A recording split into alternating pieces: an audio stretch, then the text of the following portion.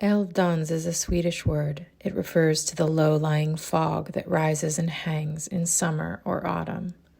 Directly translated, it means elf dance or fairy dance, for it was once believed that the invisible folk danced along the meadows, and this was their mark on the world, fleeting, eerie, and glowing. Aquarius, hello, and welcome to your winter 2022 into 2023 shapeshift reading. We're looking at the shape you're shifting out of, the shape you're shifting into, and what that shapeshift looks and feels like for the winter season. I'm your reader, Amanda, although I've been going by Andy lately and loving it, so if you want to call me that, try it out. I'm joined by the Älvdansen Tarot here today, created by Araminta and Timothy Bilek, using AI technology to contact the spirits of the Swedish elves, the Älvorna. So their lore, energy, spirits are present with us today as we ask, after your shapeshift for winter, what is the shapeshift for Aquarius this winter season?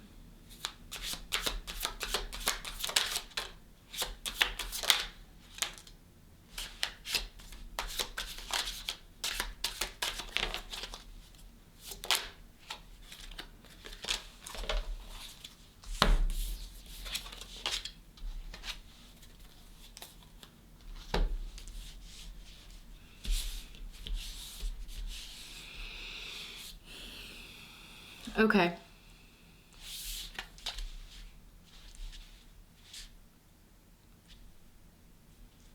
Check it out. So we have the Five of Cups. It says doubt. We have ascend, the Six of Wands, the Six of Branches. And then we have the Lady of Water. So in this deck, there are no Page, Knight, Queen, King. They are descendants of their suit. So this is, there's daughter, son, Lord, Lady. This is the Lady of Water. I'm going right in, and I'm gonna read the Lady of Cups.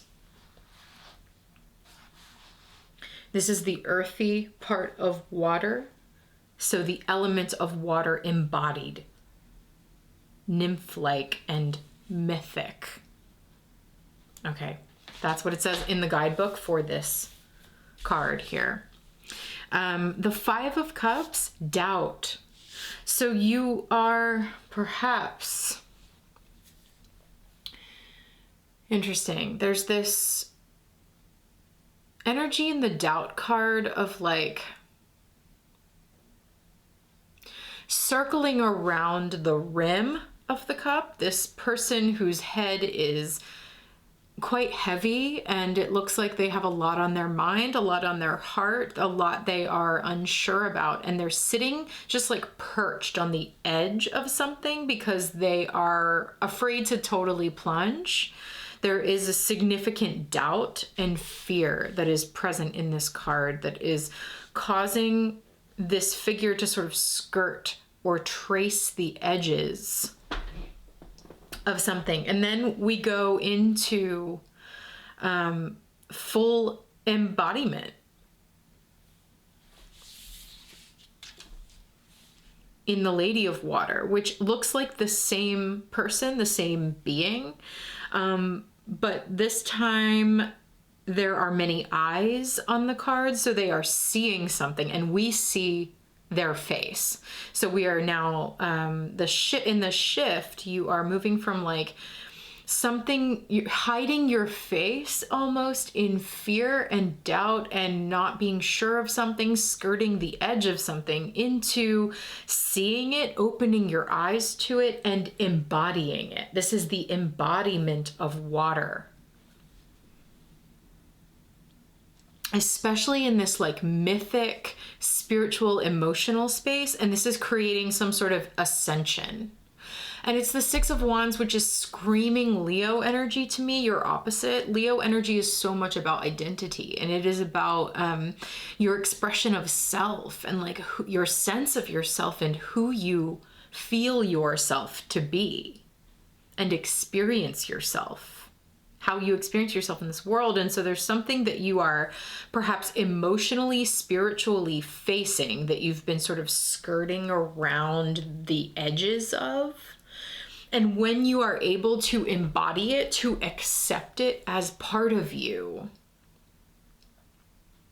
to take it into your body, open your eyes to it, let it be true about you, then there's this rising up. There's this ascension of self to some sort of higher level or higher expression of you. But there's a real sense here that the shift has to do with owning something about yourself, something that you have doubted or felt afraid of.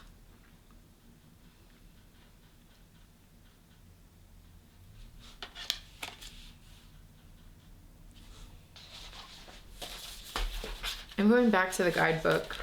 We're going to read a little bit. So each of these minor arcana cards, strung together, they create a song of their suit, like an epic poem, 1 through 10. This story that unfolds with each card. And so let's read the 5th Song of Cups, called Doubt. What now? Will I lose you again? Will I never hear your laugh, never see your smile? I'm haunted by your absence, haunting me, haunting everywhere. I wish I could turn back time, turn this way, turn another, go backward. I wish I could undo all that's happened, start again, begin anew, let go of all these secrets. I wish I had known then what I know now. I'd give almost anything, anything. I was so young, yet so foolish, so naive, so blind. How did I miss such simple signs? How do I find the signs that show me which path I should follow, which way is best? When will I understand? How do I trust myself enough to choose? Do I dare make mistakes? Can I learn to listen to my heart? Have I failed? Am I doomed to repeat the same mistake forever? Is there no hope left at all? Are things truly irrevocable? Must I wait until the end, until I die, before the world can change itself again? And if I fail, who else shall come after me? If I fail, who will keep the secrets? Yeah, fear of failure, big time. And not trusting yourself. That's what I'm getting out of this poem. The things that are sticking out to me, like obviously whatever's ringing in your ears that you just heard is for you. What's ringing in my ears is something about this notion of, can I learn to listen to my heart? How do I trust myself enough to choose? What if I fail? Then what will happen? There's fear of shame and fear of failure and lack of trust in the self. And that's the shapeshift, I think. And here's this Lady of Cups looking over very compassionately towards your own doubt. Understandably so. Of course you're doubting. This is scary stuff. This ascension of self, this next iteration of you, or next level of you, next expression of you.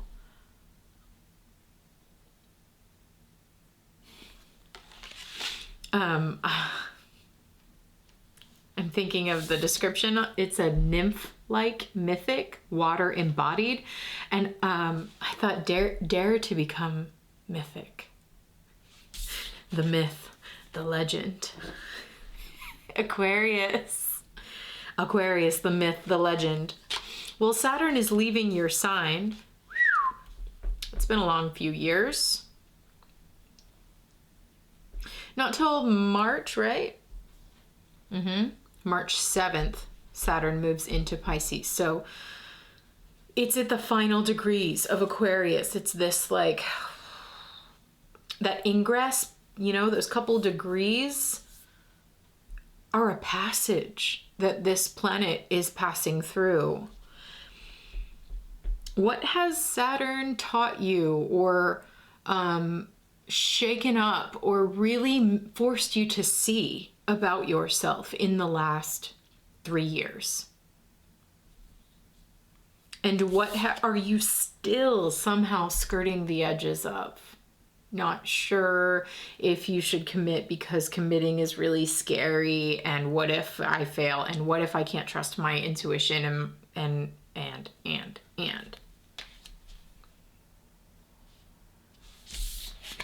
the cards are good, you know? The cards, Lady of Cups, Queen of Cups, or whatever, encourage you to trust yourself in this.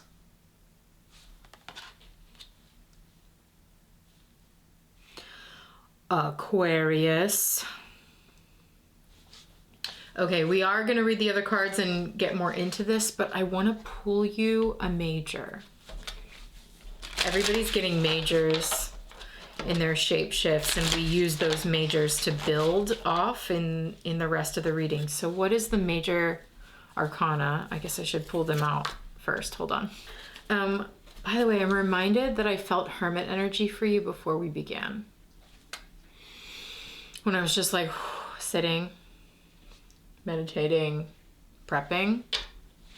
Hermit energy, big time. Okay, so I've just got the majors here. Who is the major arcana guide? The spirit that is here to help Aquarius with their winter shapeshift.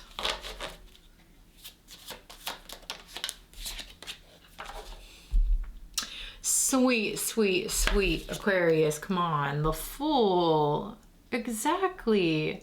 You're skirting the edge. You're right up on this like precipice, on the cliff. Oh God, do I go off the deep end here? Do I take this leap? Do I push myself in this way?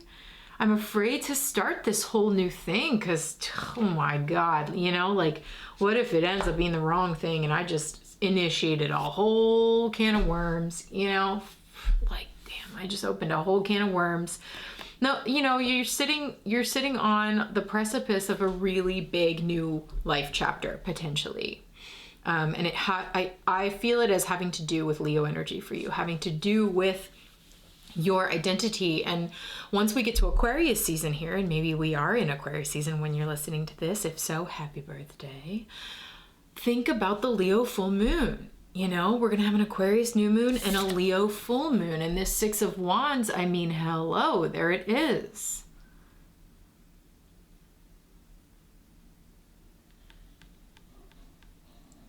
What else? Anything else about Aquarius season that is pinging for me? That moon, by the way, is on February 5th. Yeah, I mean, Sun square Uranus. Again, like a shakeup of identity, like the sun is now traversing the same territory that Saturn has been traversing through Aquarius very slowly. But once it gets to the degrees, I'm going to need an ephemeris. Once it gets to the degrees that Saturn has been hanging out in Aquarius all year for you, the sun is going to activate something. And then once that full moon happens on February 5th, you know, sun in Aquarius opposite the moon in Leo, I think something shifts for you. Something is important about that moon for you. Okay, so Saturn, you know, I don't know. I just feel like looking at all of 2022 for some reason. It's like this whole, Saturn's been in Aquarius way longer, but there's something about this whole year for some reason.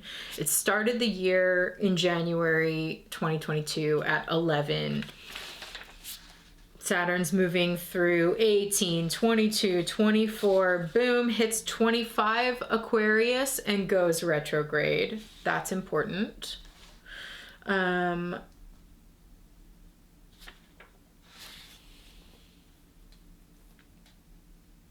Okay, retrogrades from 25 back to 18, goes direct again. So 18, 25, important degrees of Aquarius. What do you have in your chart at 18, at 25? Okay, now we're moving forward 18, 19, 20. And we will end 2022 at 22. Saturn, Saturn, Saturn enters Pisces March 7th. So let's look at, those degrees, super important. 18, 25, the end of Aquarius here where Saturn has been traversing. Let's look at the degree of the full moon. In, what day did I say it was? February 5th, 2023. Not Saturn. I want the sun and the moon will be at 15. I believe that's right. So we have 15, 18, 25, all very important degrees. And then of course Saturn will move into Pisces and leave you alone for a little bit. And there will be some sort of catharsis through that, some sort of release on like a much more existential level, because that's the level that Saturn is working you over on.